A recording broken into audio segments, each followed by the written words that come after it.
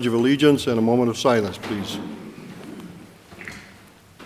I pledge allegiance to the flag of the United States of America and to the republic for which it stands, one nation, under God, indivisible, with liberty and justice for all.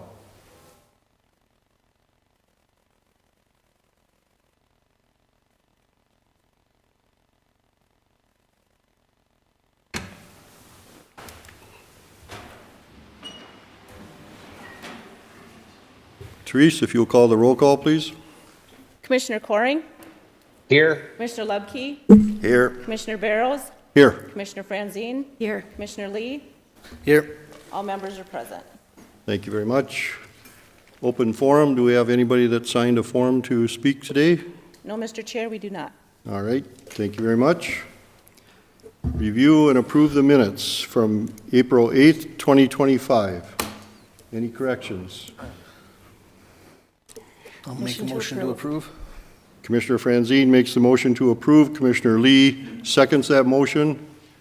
Roll call, please. Commissioner Coring, Aye. Commissioner Franzine. Aye. Commissioner Lubke. Aye. Commissioner Lee. Aye. Commissioner Barrows. Aye. That motion passes. On to number 4, review and approve the agenda. Any additions? No additions or changes, Mr. Chair. Look for a motion to approve. So moved. Second. Commissioner Franzine makes the motion. Commissioner Lubke seconds that motion. Roll call. Commissioner Franzine. Aye. Commissioner Lubke. Aye. Commissioner Lee. Aye. Commissioner Coring. Aye. Commissioner Barrows. Aye. That motion passes. Consent agenda. Any items of concern on the consent agenda? If not, I would look for a motion to approve. Second. Motion by Commissioner Franzine, second by Commissioner Lubke. Roll call. Commissioner Lubke. Aye. Commissioner Lee. Aye. Commissioner Coring. Aye. Commissioner Franzine. Aye. Commissioner Barrows. Aye, that motion passes. Number 6, Minnesota Power. Zach, you're up already. If you want to, you can come up and sit at the table here if that's more convenient for you. It's up to you. No, it's up to you. I'll stand. I've been sitting for 2 hours, so if you don't mind, I'll stand. All right. I think it's been a little bit since I've been here last time, but a lot has happened with the Northland Reliability Project. Zach, could you just do me a favor? Give us your name for the record, please. Zach Olkowski, Senior Environmental Compliance Specialist with Minnesota Power, on behalf of the Northland Reliability Project. So I met a new face, so I will give a brief update and give him a rundown of where we're at with the project along with everybody else. So do we have a clicker, or do you want me just to say? Well, that's why you wanted me to sit there. Sorry about that. Thank you.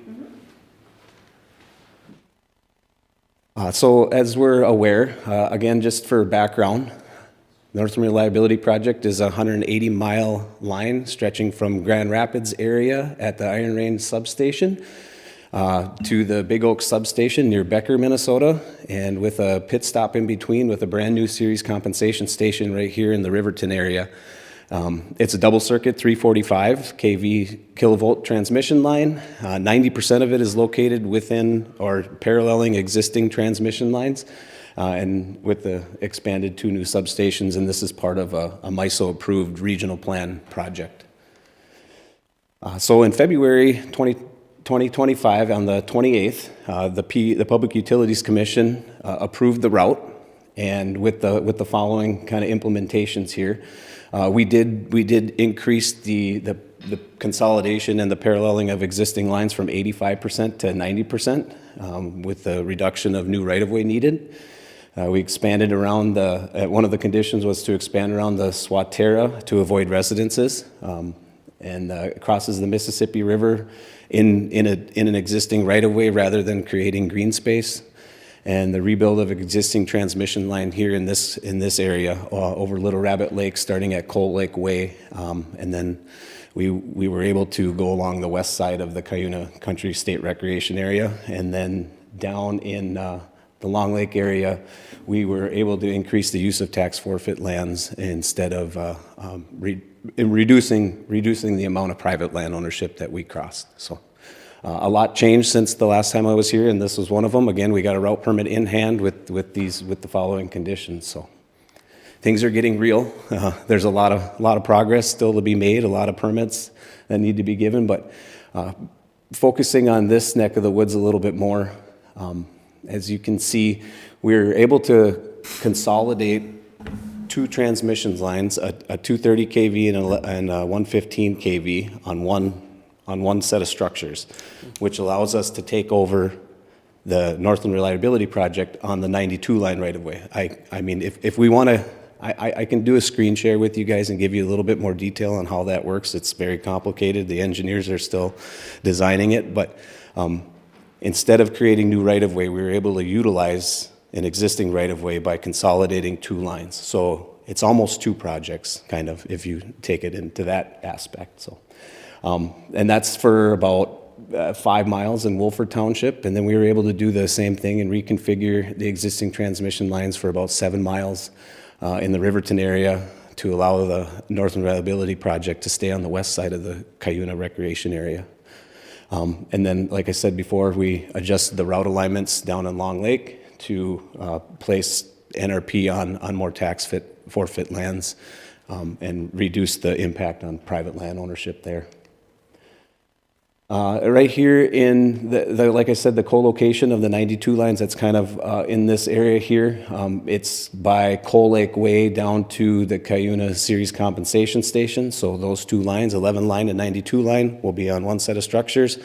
NRP will take over the right-of-way of the existing 92 line. So no new right-of-way, or maybe just a little bit if we need to, but no 130-foot wide right-of-way that needs to be built here now. So they can coexist, so there'll be new structures then that'll much larger?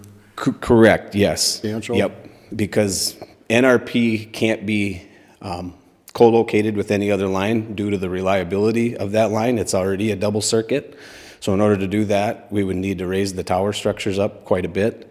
So to get that problem solved, we were able to take the two smaller lines, condense them into one line, and then have NRP take its spot, if that makes sense. So you got, right now Absolutely not. Right now you have two lines side by side, 92 line and 11 line. Okay. So the right-of-way is 300 feet wide. Right. If we were going to add NRP, we would have had to add another 130 feet, so it would have been 3 abreast, right? Yep. This way we took 92 line and 11 line, I could say stack them, and then NRP would take its place. So there would only be 2 sets of lines down the 300-foot wide corridor, or however wide that corridor is now.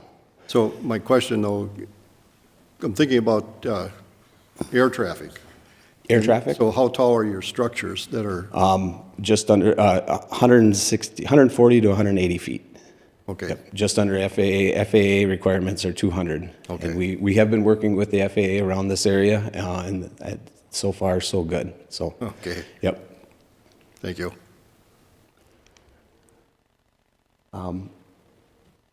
Again, this is kind of the adjustment that we took around the Long Lake area. As you can see, we have a 90-degree going east and west there, and we expanded the study area just a little bit to make room for adjustments if needed. But that little diagonal is almost through a lot of mostly tax forfeit, as well as some DNR lands in there. And then we were able to push that where it goes north and south. We were able to push that just to the property lines of the landowners. And one of the landowners there had a sustainable forest. So.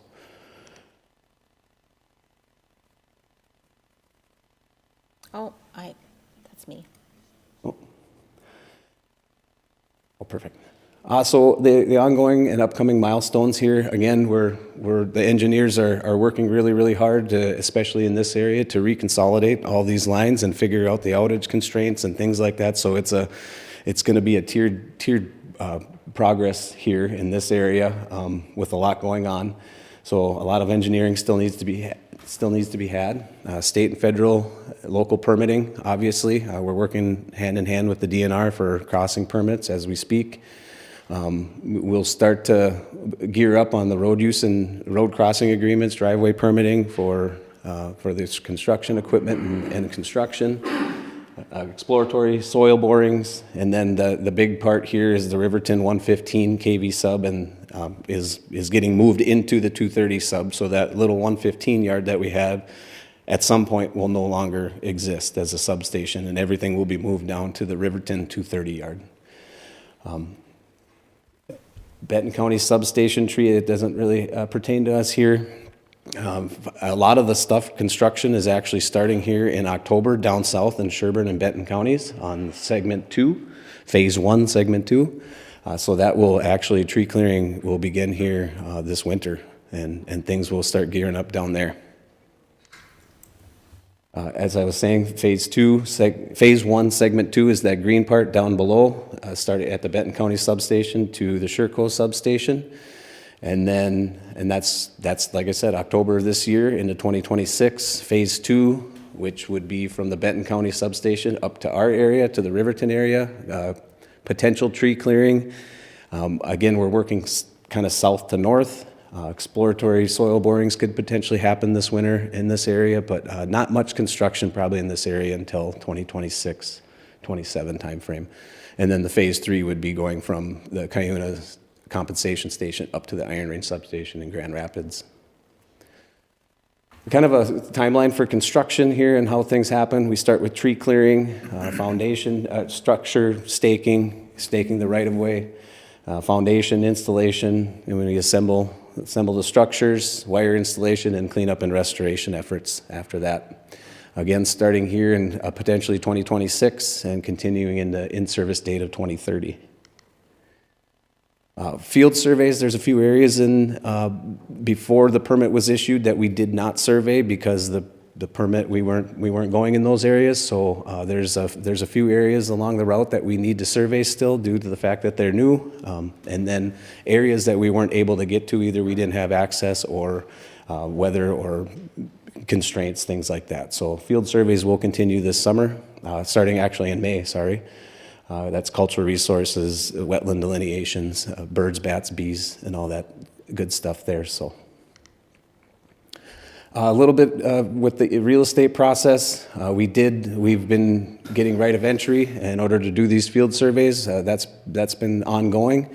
We are going to go through the easement processes, and that was actually started in 2024 with actually some signings, and that'll continue into 2026, and we'll continue to work with the landowners along that process.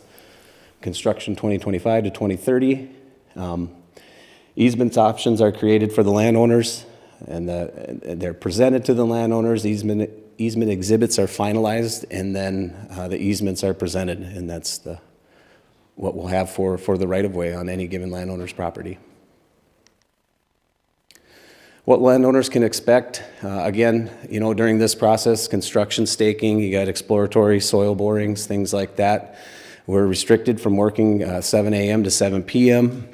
Vegetation clearing, obviously. Erosion control measures such as silt socks and blankets and matting, things like that.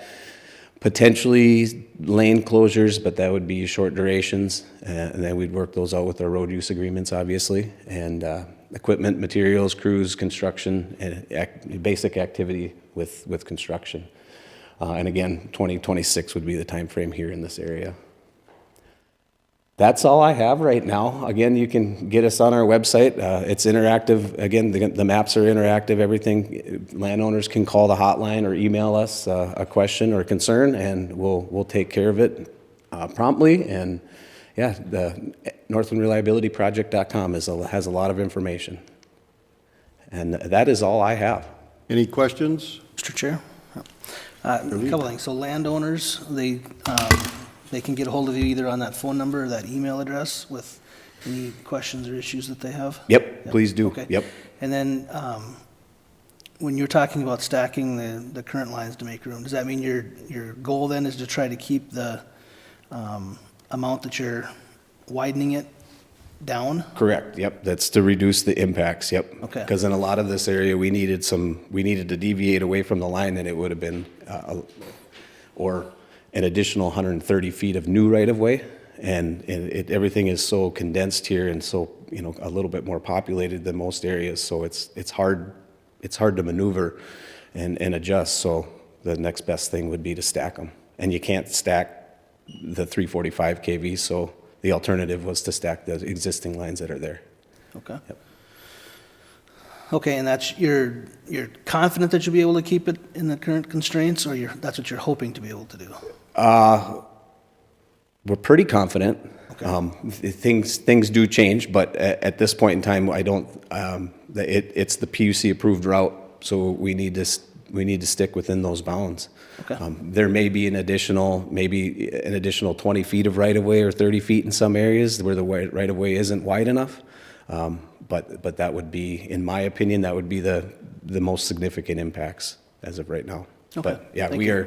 the engineers are hard pressed to keep that within the existing right of ways. So, and there will be a lot going on over that Little Rabbit Lake in the 115 substation. So there's, and we're stacking multiple lines in that area and consolidating that. So it'll look a lot cleaner, in my opinion, because right now I think there's 8 circuits going over Little Rabbit Lake. There will still remain 8 circuits, but it won't be boom, boom, boom, boom, boom. It'll be nice, and it'll actually I think it'll look nicer, in my opinion. Okay, good. Yep. Thank you. Any other questions? Chair. Commissioner Corey? Mr. Chair. Go ahead. Yeah, hey, Zach, thanks.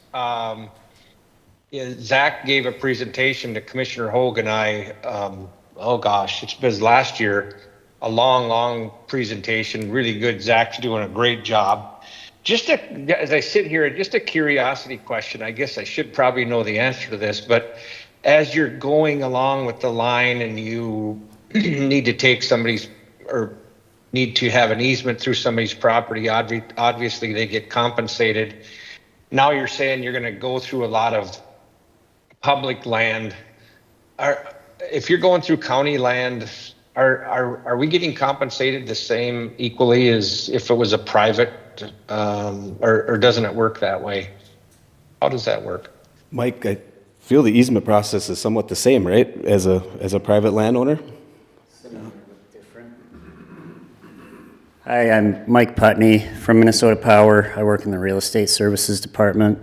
We recently had a chat with Tom Strack from the Land Services Department here in Crow Wing County, and there is a process for acquiring easement across tax forfeit property, in which case I know we'll end up compensating the county for built into the value as timber consideration, et cetera. So we will be paying you guys. You guys will basically be determining the price. We offered to engage with a third-party appraisal company if needed, if this was beyond the scope of what the county could or couldn't do at this time, and that's still on the table. But yeah, we're going to pay you guys what you tell us your easement is worth. And Okay. yeah, the timber value, et cetera, will be factored into that. So it's not the same as us knocking on, private landowners' front door and sitting around the kitchen table, but there is compensation. Right. Mike, or Mr. Chair, and Mike, you're looking good. How's things going with you? Yeah, things are good. And as Okay. far as with the project, I would say we've had overwhelming cooperation and voluntary cooperation from landowners to this point. We don't have a lot of pushback, a lot of resistance where we don't think we're going to have to go all the way to the bitter end through the condemnation process with too many folks in this county or any others. Of course, that's an option that the landowners have, and if they want to do that, they certainly can. But no, it's been really, really positive, and we've been at this since actually December of 2023, trying to get out ahead of this as much as possible in areas that we felt super comfortable with where the route would ultimately be. So yeah, we've had a lot of time to develop relationships with people and stakeholders like yourselves as well. So it's been all good. And Mr. Chair, one other quick question for Mike. Can you remind me if you remember approximately off the top of your head with that new substation, Crow Wing County, you're going to increase our tax base by substantially with the line going through and the substation. So the taxpayers of Crow Wing County are going to be receiving property taxes or off of you also, right? Yeah, you'll be receiving property taxes. I don't know the exact mechanics of how those taxes are determined. I know that the substation facilities as well as the line facilities are taxed as, I believe, what was I trying to say? As, the word escapes me now, of course. Like personal property or... Yeah, I think Yeah, it's a sorry, something different. I didn't read I don't know what it's up called on either, the Mike. local taxing terminologies before coming here, but yeah, I mean, for example, when we bought that land north of Riverton, I think we paid $2 million at public auction for that property, so, I mean, that in and of itself was a benefit to Crow Wing County, obviously. Right. And I as think we far logged as... it off too. As far as, yeah, you guys logged it off ahead of the sale, and that was wonderful. We wish you would have taken all of the butternut, was it? Butternut trees that were discovered on the property, but that's for us to handle now. But no, as far as, we're looking to build a facility that costs, what is it? I don't know that facility. Yeah, it's a massive number, and I mean, we get taxed for each mile of line that, we run through Yeah. our county. So I think when we first discussed this with the previous county administrator, it was something like 1% or maybe 1 to 2% of like the overall county's tax budget, Yeah. for lack of the correct word, so. Just Mr. Chair, if you don't mind, one more comment. A lot of people have asked me, they said, well, what are they doing this for? What's this for? Well, and correct me, Mike and Zach, if I'm wrong, Commissioner Lubke and I both serve on Crow Wing Power also. And, with all the people wanting green energy, wind and solar, and so in essence, you have to strengthen the grid. So if there's a demand somewhere, you have to move it from somewhere else to make sure the power doesn't go out. And that's what really this is kind of strengthening the grid. Am I correct on that? Yeah, I'd say that's a fair representation. I mean, as we move away from like base load generation, specifically coal, as like Minnesota Power is retiring its Boswell facility up north of Grand Rapids, and other utility companies are doing the same. I think is 2040 the year? Yeah, that we're supposed to have all the coal generators offline. We're having to rely more on more far-reaching or farther away generators of power. So wind fields, say in North Dakota or southwestern Minnesota, also solar farms that are either in existence or being constructed as we speak. We're just having to be able to pull power and deliver it from farther away distances because we don't have those baseload generators on the system anymore. So, yeah, it's just, I mean, I know I've heard Zach at these meetings before talk about we're basically putting in like a new highway system or interstate system from which all of the distribution lines end up kind of fragmenting off and serving the local residences and industries, et cetera. But yeah, this is just part of wanting to go away from fossil fuels. This is like a necessary next step for us to make sure that we can do that seamlessly and the lights stay on. Well, I sure appreciate you guys, Zach and Mike. You've really been helpful to me in communicating to my constituents. So I just want to say publicly that I appreciate both of you. You've done an excellent job thus far with the project. So thanks. That's all I've got, Mr. Chair. Thank you. Thank you. Any other questions? Just maybe one more comment, Mr. Chair. Okay. Zach, it looks like most of the challenge or most of the thing will be the height. We'll be seeing a taller pole through those areas or taller structure through those areas is where I think we're going to see the main thing, right? Yep. And I tell my constituents, a lot of them that ask about it, I says, it's just a big extension cord because we can't get power from down here anymore, so we have to get it from up there. Yeah, and, you know, Cole, The $1.5 billion extension cord, if I'm not mistaken, or has it gone up higher than that now? we're, yeah, about 1.4 maybe right now, and in 2022 dollars. I know. So, yeah, the local, you know, Cole was localized to where it needed to be, and, you know, it was, we could get by with 230 and 115 kV lines at that point, but if you take those localized generators and take them offline, well, we don't have wind in Minnesota. We don't have wind in northern Minnesota. We have to get it elsewhere. We don't have, you know, solar. Solar's a little bit further south, more prominent down there. I know solar's everywhere now, but how do you get that power to where it needs to go and where the load needs to be efficiently? Well, you can't do it with 115 kV lines anymore. You gotta beef it up. So, yep. That's all I had, sir. Very good. And you can, if your constituents have any questions on what their structures would look like, you know, what they're gonna be looking at, Yeah. we do have all those pictures online, so if I've- you wanna I've- point them there, they I've have seen some them. good references. Yep. Okay. Well, thank you, Zach and Mike. Appreciate it very much. Thank you. You've Thank done a you. good job of keeping us updated, so Yeah. thank you. With that, we'll move on to land services. Chris?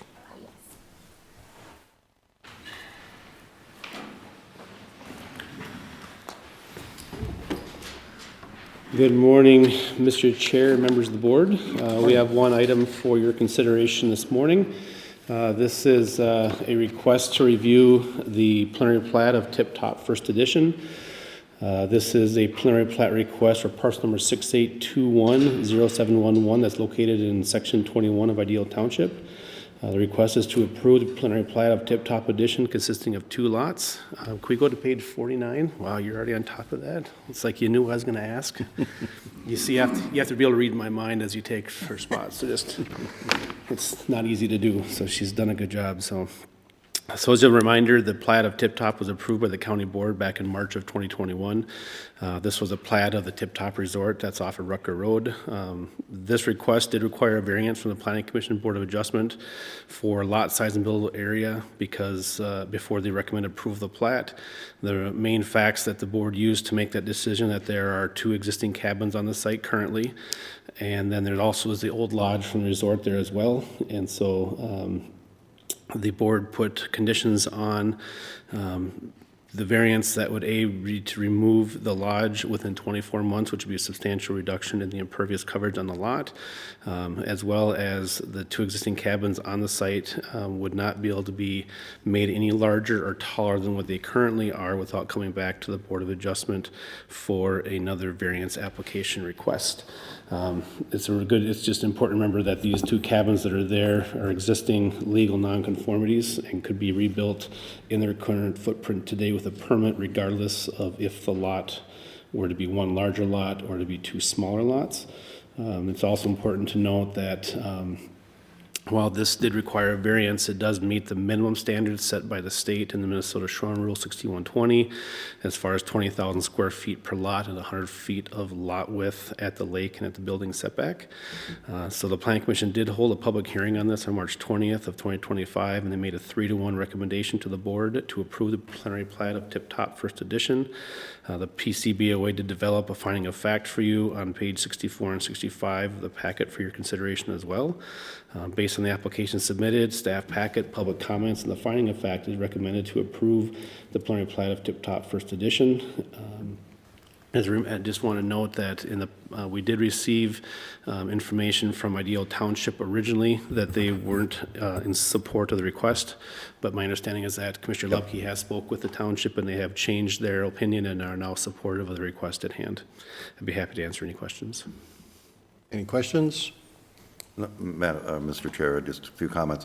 Yeah, in your report, you had not received a comment as of 3/12, and their comment came in at 3/11, I think is what it was, not approving it. Yeah. My main concern was just to make sure that the challenge I faced with it is that 1 cabin that sits almost hanging over the lake, you know.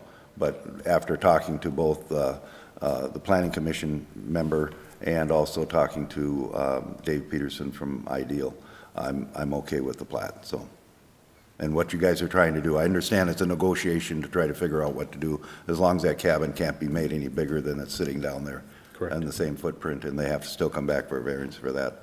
I'm definitely okay with that, and I'll make a motion to approve. Commissioner Lubke makes a motion to approve the preliminary plat for Tip Top First Edition per findings of fact discussed on 3/20/25. The application submitted, the staff report on-site conducted on 3/6/24 and is shown on a certificate of survey received 2/12/2025. I'll second it. Commissioner Lee makes the second. Roll call, please. Mr. Chair. Commissioner Coring, go ahead. Mr. Chair, just to get my memory straight, this is the one that we voted down, or we didn't, there was no motion on it, No- right? no The action. last meeting? There was No action. Okay. no action. That's what I thought. Yep. Okay, thank you. Roll call. Commissioner Lee, Aye. Commissioner Coring, Aye. Commissioner Franzine. Nay. Commissioner Lubke, Aye. Commissioner Barrows. Aye. That motion passes. Thank you. Thank you. Human Resources, Amy, you're up. Come on down.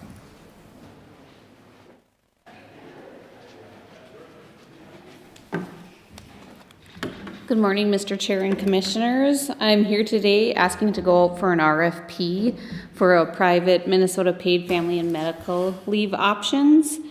A little bit of information on it is the Minnesota Paid Family and Medical Leave Law, also known as PFML, is scheduled to be effective January 1st, 2026. Crow Wing County as an employer is subject to this law.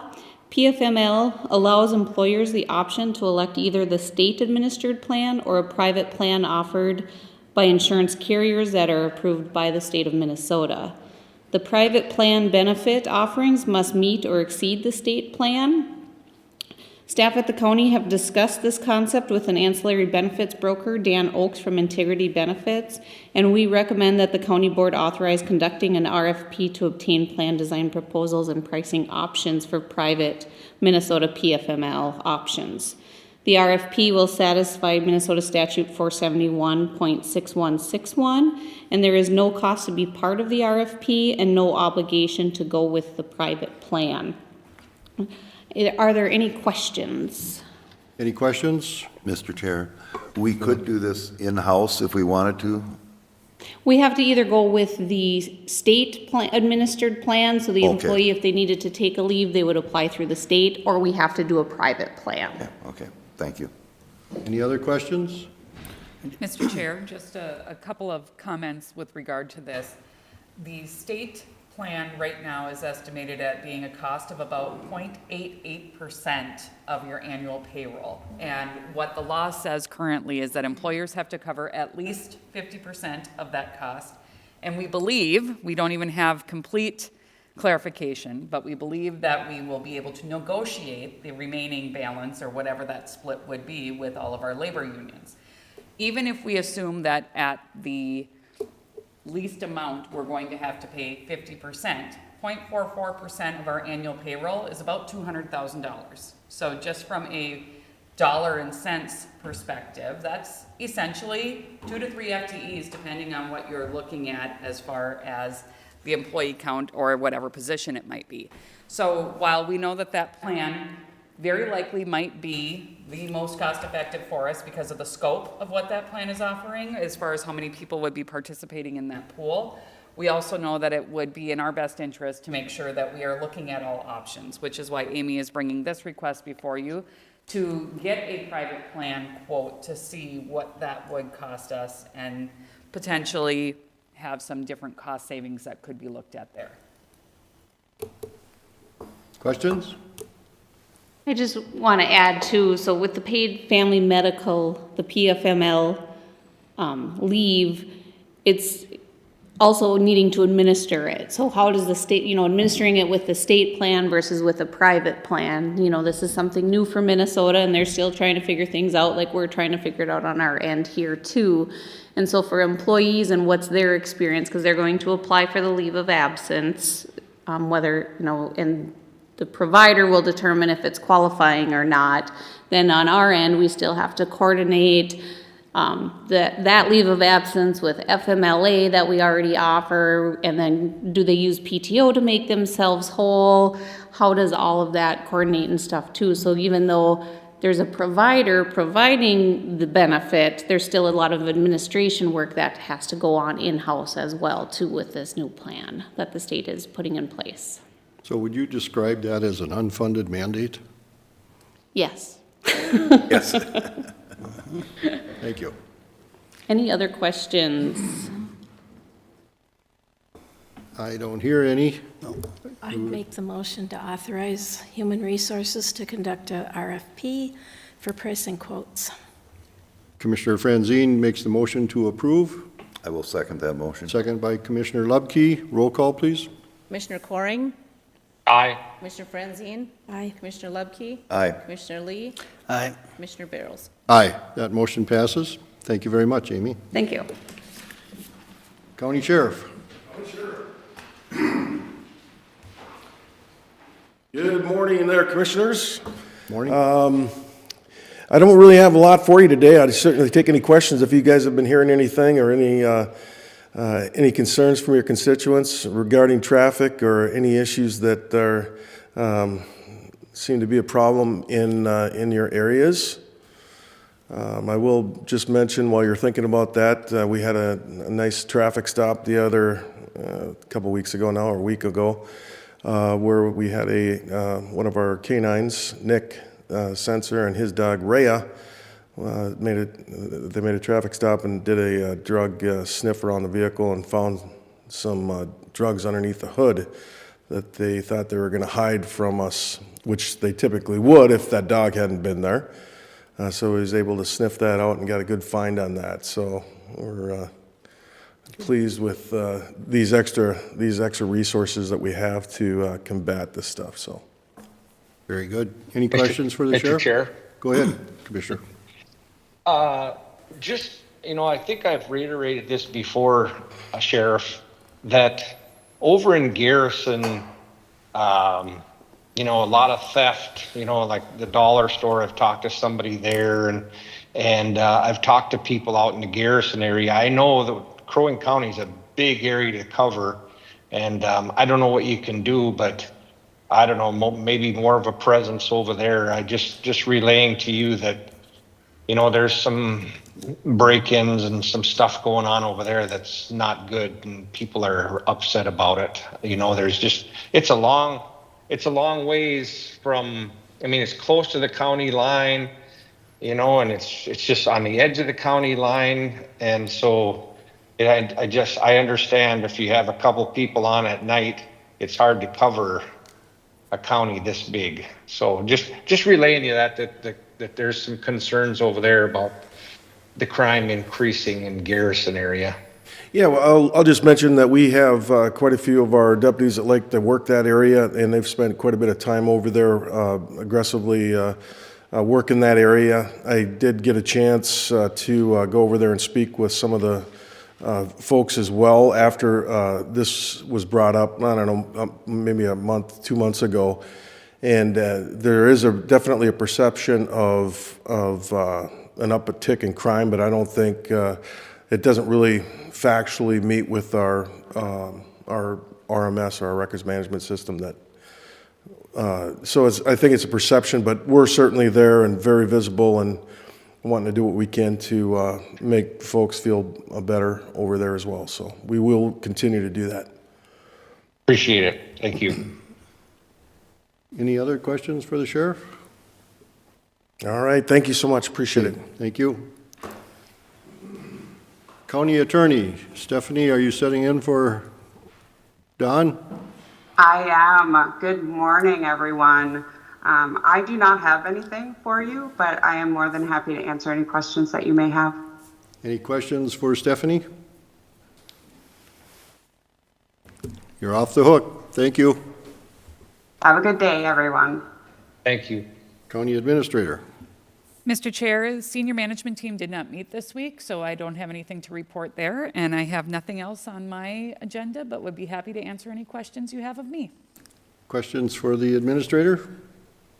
Did you have a nice day off yesterday? I did, thank you. Okay, you're welcome. All right, additional business. Anyone have additional business? Does Renee have any business? Renee is always busy. I do have a few dates that I think we want to make note of. May 5th is Cinco de Mayo Day. May 6th is National Teachers Day, National Nurses Day, and Tourist Appreciation Day. So we should all acknowledge those days. They are very important. May 9th, one of the most important ones, Military Spouses Day. We should make sure that we support them and recognize them for their support of the individuals that are serving our country.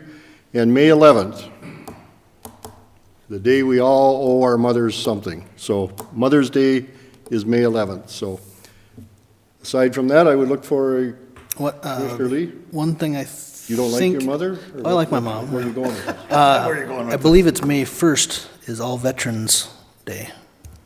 Wasn't it Victory in Europe Day? I think it was Victory in Europe Day. Oh, I think the administrator's calendar out checking here. it on Yeah. me.